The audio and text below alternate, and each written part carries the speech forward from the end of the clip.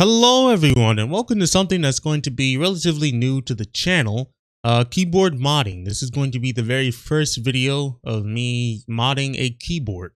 So I'm not an expert at this. I'm still generally a novice, but I have been dabbling into it a bit and I enjoy it. And I want to bring out my enjoyment to the viewers that watch my videos. So I figured this will be a good avenue to go in. And depending on whether or not I continue doing this will be based on the responses that I get. But anyways, this video is obviously going to be voiced over. You're going to be seeing me, or my hands at least, at work on the keyboard. And I'll be voicing over what I'm doing. I have all the parts that I need to get this done. And yeah, so with that being said, I hope you enjoy the video and let's get it started. So this is the FE75 Pro, like a $50 or $60 keyboard on Amazon, and this is what it sounds like stock.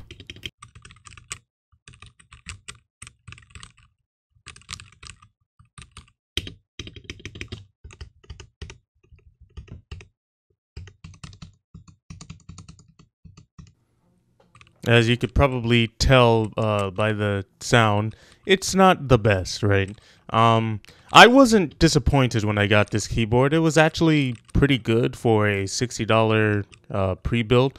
I mean, the backlighting on it is just awesome. But yeah, I really wanted to mod this, and I chose this specific color because I had a theme that I was gonna go with, and it'll be shown in the keycaps. But yeah, other than that, we're gonna start opening up and mod this baby to sound like a beauty. So now I have my keycap puller, and I'll be taking those out.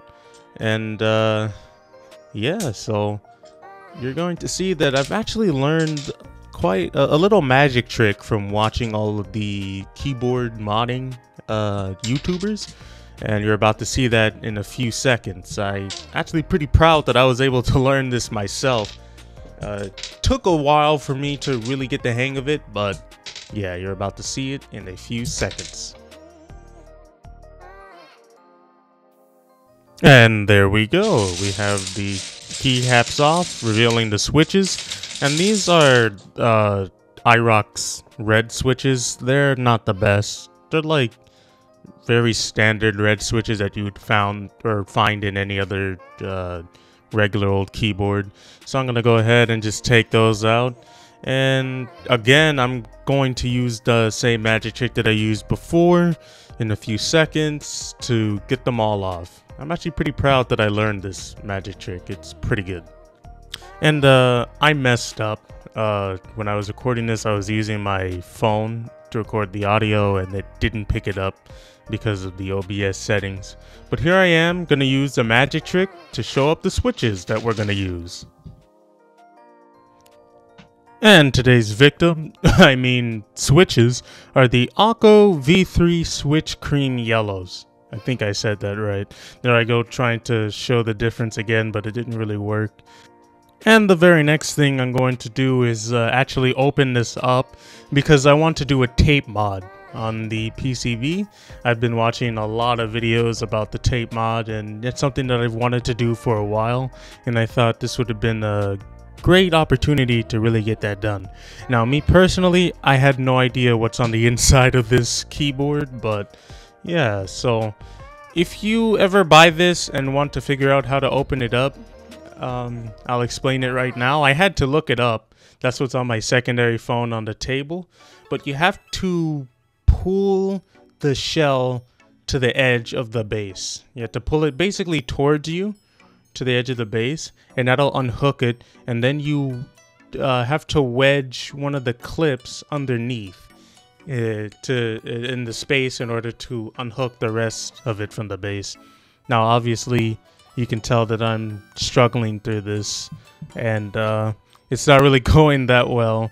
But yeah, so I'm gonna skip over this part and then move on to where I actually have it open.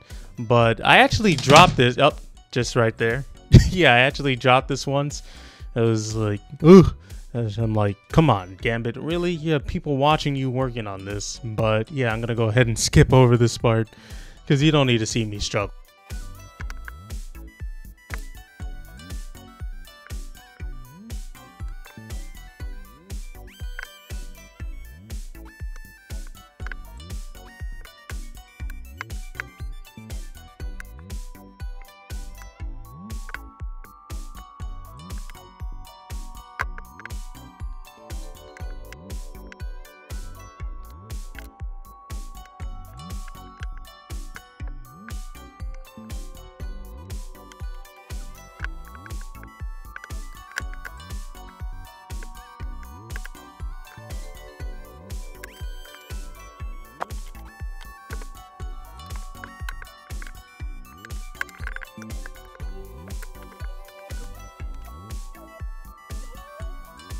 And now that I have it open, I'm gonna go ahead and start unscrewing the screws. So there's about 3 screws, 2 on the outer parts of the keyboard, the left and right, and then there's one that's towards the center. I didn't know this at first. I only noticed the ones that was on the outer edge.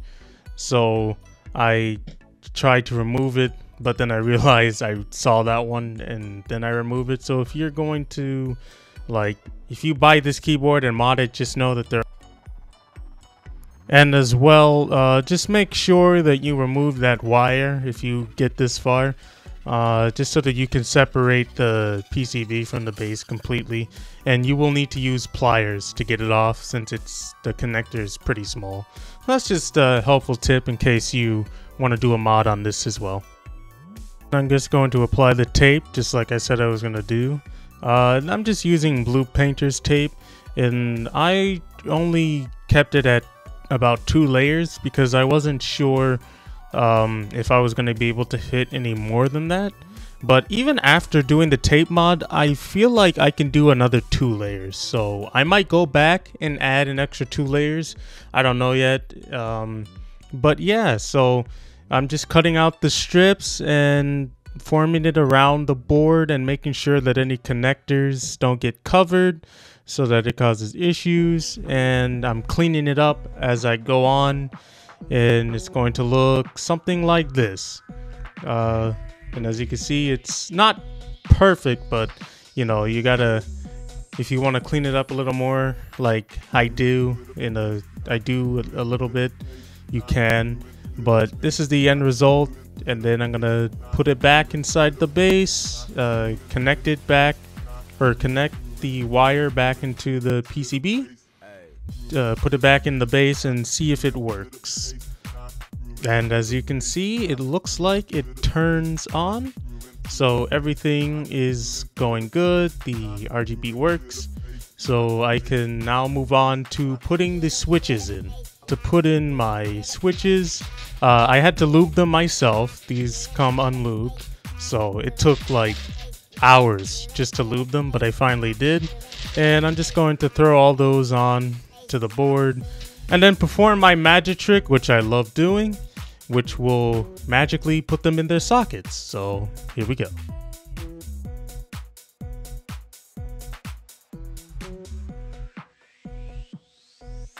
Okay, and this is the moment that I was waiting for, that everyone was waiting for, the keycaps. I got hatsunemiku themed keycaps. I got these off of Etsy. I think they were $50 if I'm not mistaken. I don't know if that was before or after tax, but these are pretty expensive, and in my honest opinion, it's not worth the price. They look nice, but most of them, like most of the keys that you would want on the board, are only for a specific form factor, which I kind of figured would be the case, but I bought them anyways. There are cheaper ones out there that are way less than that, but this one I think comes with a full set, and the others have a specific number of keys that they come with depending on what board you're putting them in. So I'm just gonna, you know, organize the trays as best as I can and then start throwing them on there. Of course, I'll be putting all the keys that will go on the stabilizers first, because this is what helps to activate the magic trick that's used to put all the keycaps on. So I got my space bar on there, I got the shift, the enter key, and the backspace all on there. And then the next thing I have to do is just snap my fingers this time, and I should be able to get them all on there. Now, I did have issues with one of the keys where, again, I said there was a specific form factor. So there are some keys that you won't be able to use even though you might want to. So I'm going to snap my fingers. That didn't quite work. So let me try again. I'm going to snap my fingers. There we go. And as you can see, this is the full-on keyboard. It looks so good, and it also sounds good. I'll do a little sound test in a bit.